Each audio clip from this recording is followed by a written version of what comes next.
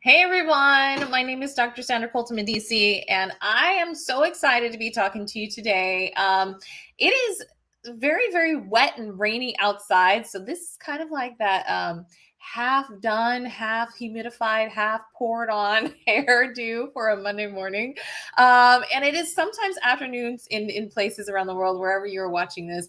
I am so excited to be here because every morning I just kind of feel like there is something brand new happening everywhere. And I'm just excited to be, just participating in this thing called life. So if you are excited about a Monday morning like I am, or Monday afternoon or evening, if this is hitting you in the evening hours, then thank you so much for joining me. This is what I am trying to do every single week, style and strategy, really just talking about a few different things that have happened that I think are pretty notable. And so one of the things that I talked about today on TikTok Live, if you are not following me on TikTok, go over to TikTok at College of Style. That is my username over there. And I actually did a very brief tutorial this morning talking about live stream setup. And one of the things that I think is really, really important when you are going live is, number one, to know what you're talking about, right? But it really has nothing to do with that. Let me just tell you why. So a long time ago, I actually am a past performer. I've done singing, dancing, and acting for a long time, my entire life. And one of my dance teachers a long time ago said, it makes no difference what you do in the middle, but it does matter how you start and how you end. And when I was doing this tutorial on TikTok, I was giving the example of when people sing the national anthem, let's say at the Super Bowl, you may see them start off a little bit, shaky, right? There's been plenty of times where you've seen people start off at just a little bit shaky, like trying to find, like, did I start too low? Did I start too high? And then in the middle, they get their footing, right? They kind of like, okay, like I got this. Like I'm in the middle. I didn't forget the words. I'm really good. And then at the end, they belt it out. They hit that high note and they're good and they finish strong, right?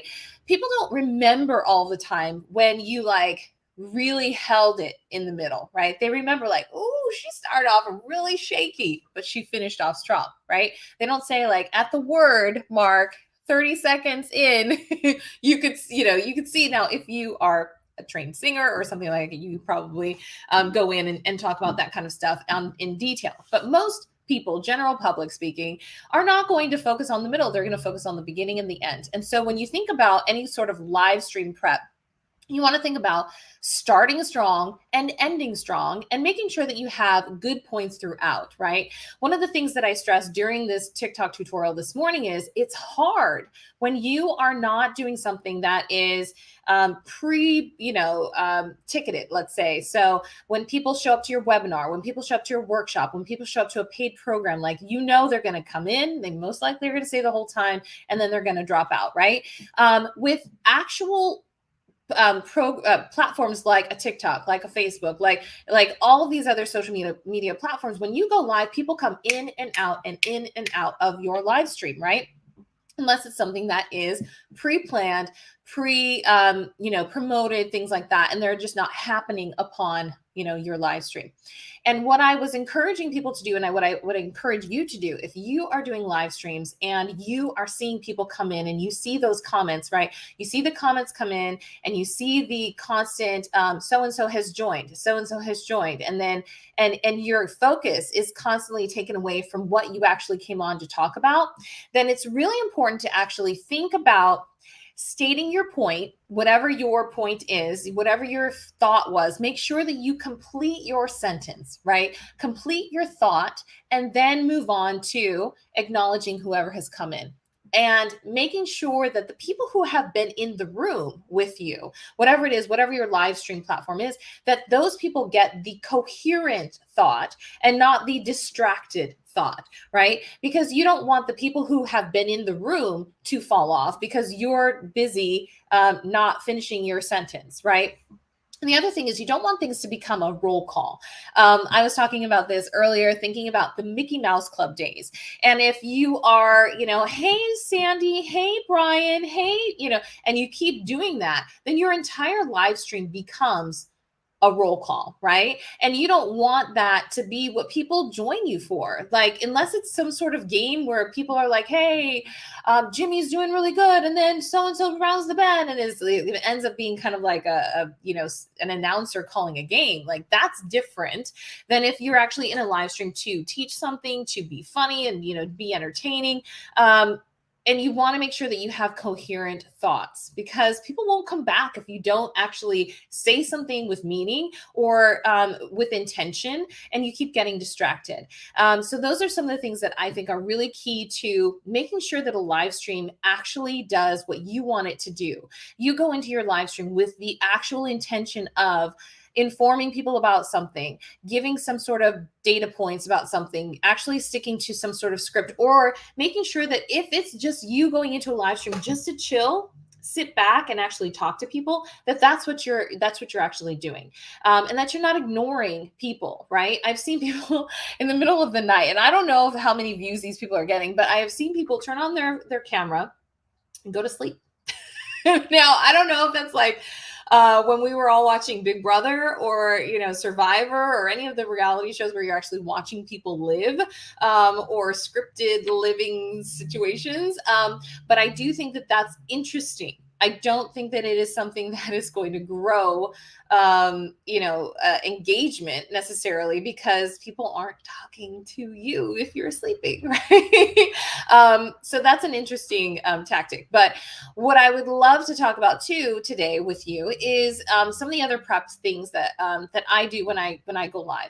So it's always good to have an intro screen, and like what I typically do for this is I have an intro screen with the actual logos of where I'm going live to. And that's because when you're done going live, that intro screen is what is actually up, right? It's what people see. I don't like it when I see people, talking with their hands and doing whatever, because that doesn't really tell me what the entire thing is supposed to be about.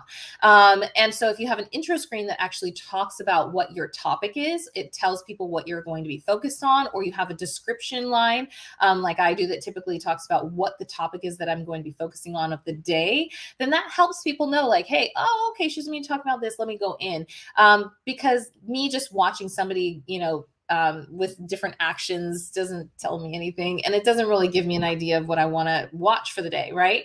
It also gives you a way to be very clear about what you want people to see of you, right? Because if you are just relying on the replay of picking a great spot, depending on what live streaming platform you have, then that's really dangerous if you want to have the control of the narrative for your brand, right? So if you want to give people a certain impression of what you are and what you're about, then you will have a beginning intro screen, right? I love having some sort of countdown. I like having a countdown because when you are thinking about going to an event, right? If you go to a concert, if you go to a comedy night, right? There are multiple people opening up for the headliner. And that's because you want people to warm up your audience, right? And the only way to really warm up your audience on a live stream, number one, is if you have those people ahead of the actual headliner, if it's an actual like workshop, conference, webinar, whatever. But if it's just you going on for a live stream, I would put some music to a countdown so that people are getting pumped, like their energy is flowing. They're waiting for you to come on. But I wouldn't have that. I wouldn't have that go for too long, right? Because then people are like, when is this starting, right? When is this actually going to happen? And so having some sort of countdown, one, gives people time to run to the restroom, or go to the kitchen and get a coffee, or figure out whatever it is, finish up their call, or whatever it is that they're doing, so that they are ready. And it gives people that like timer, like, okay, I have 30 seconds. Oh, I have a minute. Oh, I have a 5-minute countdown. Okay, so they know that they are in the room and they're ready for whenever it starts. The reason I put music is because I want to get people going. I don't have an opening act when I'm doing a live stream. Like, I'm the main deal, right? There is no side dish. There's nothing else, right? I'm not actually having a guest into the live stream. So I'm not introing the next person, right? It is just me. And so when you have that opportunity to throw on a countdown, add some music, add a little flavor to it, get people like, ooh, okay, I could get with this, right? Make sure that it's something that is appealing to your audience, right? I use a subscription service called artlist.io. And so I can use whatever music is in there for, for my live streams and have it just playing in the background if I wanted to, because it has all those licensed rights that I have with my subscription. So if you're thinking about, oh, I can't do that because I don't have music, there's plenty of places that you can find music that you can license for your live streams. Now, I also put on the description of this that I'm going to be talking about some TikTok growth strips. I'm thinking chicken strips. Growth tips. I can't even talk today. It's a Monday. So I'm going to be talking about that in just a minute. So stay tuned for that. But some of the other parts of a live stream that I definitely wanted to touch on were, if you're talking about things in the middle of your live stream that you want people to pay attention to, you definitely need to give people an agenda, right? So once you come onto your live stream, you want to make sure that you give people a laid out agenda of what you're going to be talking about, just like I did when I just told you this is what it was going to talk about in the description. And then I referenced just now that I'm going to be talking a little bit later about TikTok growth tips, right? So that if you came on because you saw the description and you were like, oh, I thought she was going to be talking about TikTok growth tips, but I started out talking about live stream. Well, then I just interjected and said, if you are here for this particular thing, I'm going to be talking about it in just a minute, right? So you give people a way to follow what your pathway is. You don't expect them to just hang around and wait for something to happen. You tell them outright, this is how it's going to go, right? So that if they're like, oh yeah, she's going to talk about it in a minute, I have time to go grab a soda, or I have time to go and, put my lipstick on while I'm listening to it in the background. And when I hear it, then I'll come back to watch, right? Or maybe you're here for the whole duration and it makes sense. And you're just like, oh, okay, she's going to be talking about this, and this, right? Okay, great. But if you don't tell people what you're going to talk about and you don't give them a pathway to understand in what order you're going to be doing that, the sequence of events, then people are like, okay, so she's wasting my time, or I could just flip through my phone and then to get distracted, go somewhere else instead of sticking with you. So it's really good to give people a sequence of events, how things are going to go. And it definitely helps them to just follow what you're talking about too. When you wrap up your live stream of whatever it is that you're doing, it's really helpful for you to actually do a recap. When I do any sort of like Amazon Live, I've talked about product after product after product. And then let's say somebody just hopped into my live stream and they missed all of those product descriptions. I always do a recap. And one of the things that my husband actually was talking about, he watches, a lot of YouTube. And he said, one of the things that some YouTubers do, and that you could probably do on Amazon, is that you can wrap up, when you're talking about all of the products at the very end, and you can talk about them in a price point manner. So maybe you're thinking about products under $50. And so you can wrap up like these 4 products are under 50, or these 4 products are under 200, right? If you're talking about like Christmas gifts or something like that. So making sure that your recap has some sort of element of, this is why it's important, right? This is what you could buy for people under 200. Right. And that's my recap of this. Or this is why you should do this in the live stream, have these 3 elements, so that your recap makes sense for your audience if they just hopped into your live stream. Because if they missed the whole thing, then they're not going to understand why you're ending it and not actually talking about anything and just saying goodbye, right? If they hop in your live stream at the end, wrap it up so that people know what you talked about. So if they just joined, they can go, oh, I need to watch the replay because she talked about these elements. Now, talking about TikTok growth tips. Okay, so I actually did a podcast yesterday about online growth tips for TikTok and for Reels. Now Facebook has Reels, so for Facebook Reels and Instagram Reels. And it really just goes across all of the platforms when you're thinking about growth. But when you're thinking about video marketing and utilizing short form video to get to the next place for your business online, the growth of your business has to have some sort of strategy behind it.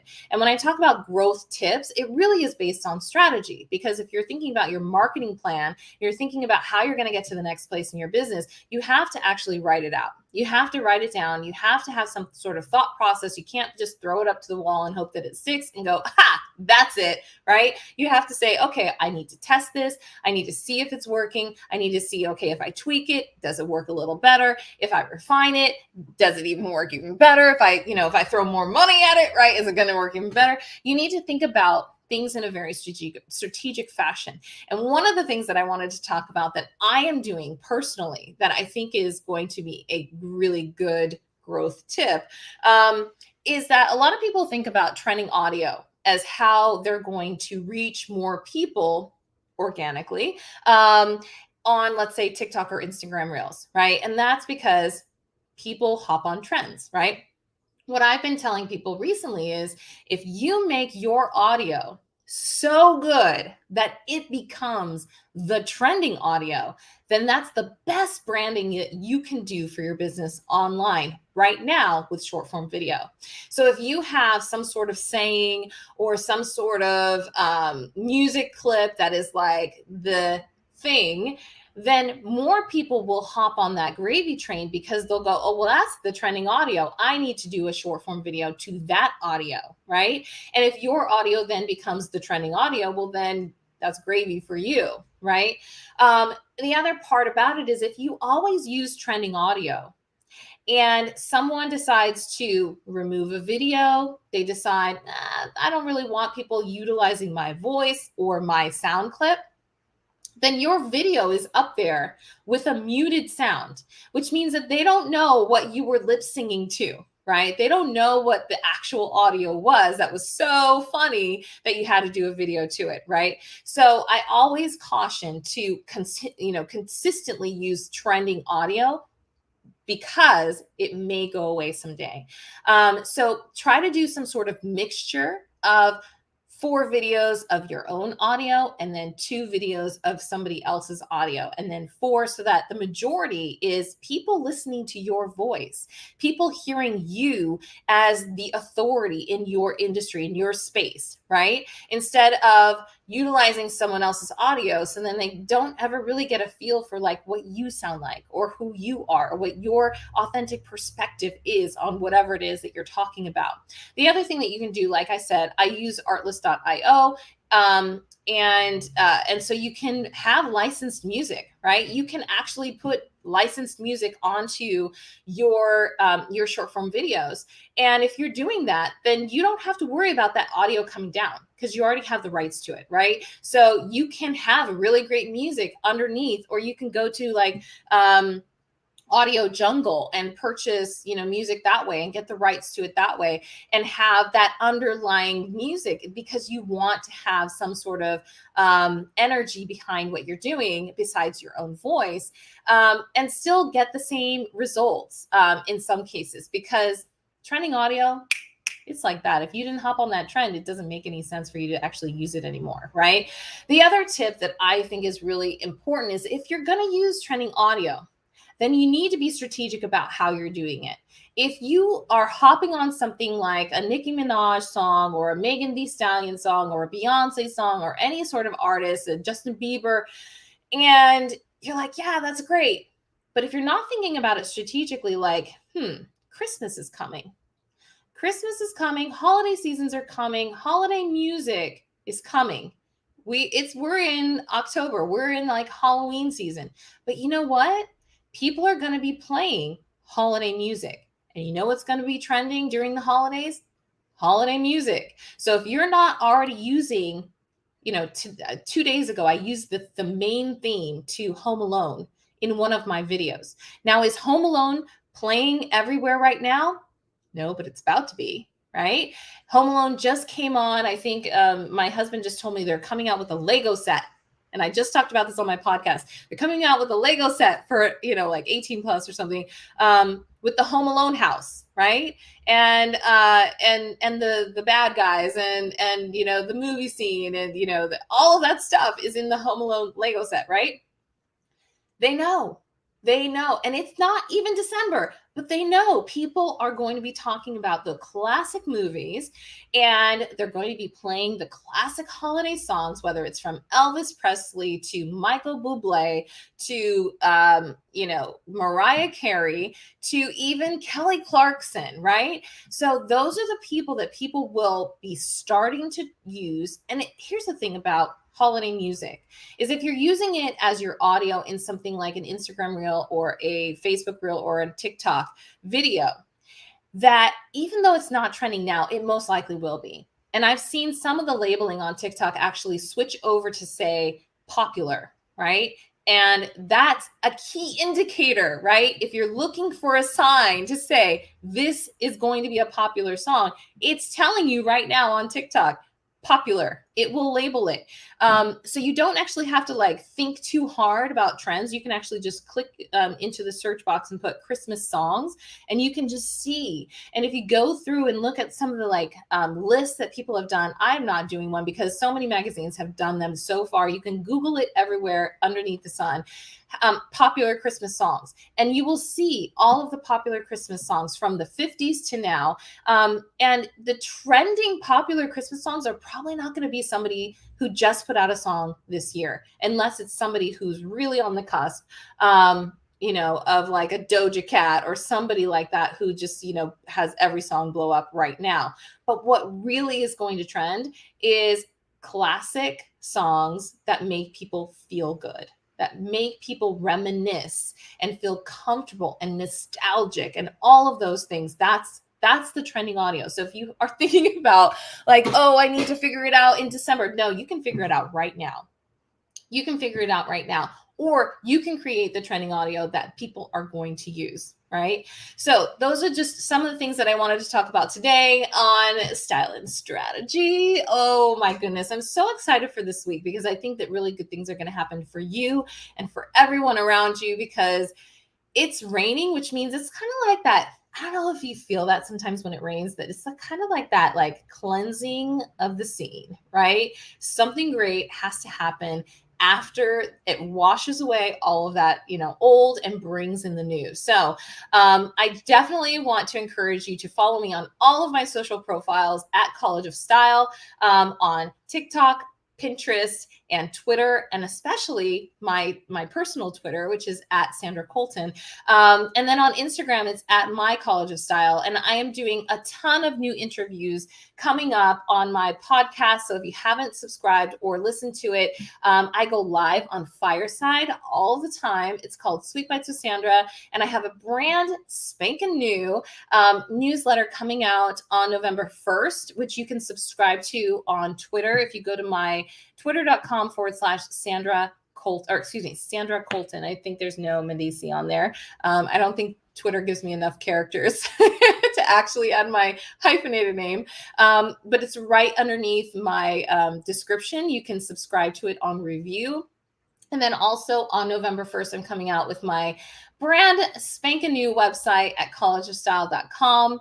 And so I'm really excited to do that because I've been working on it for a while now. And most of it since May has just been events that I've been doing inside of my Facebook group.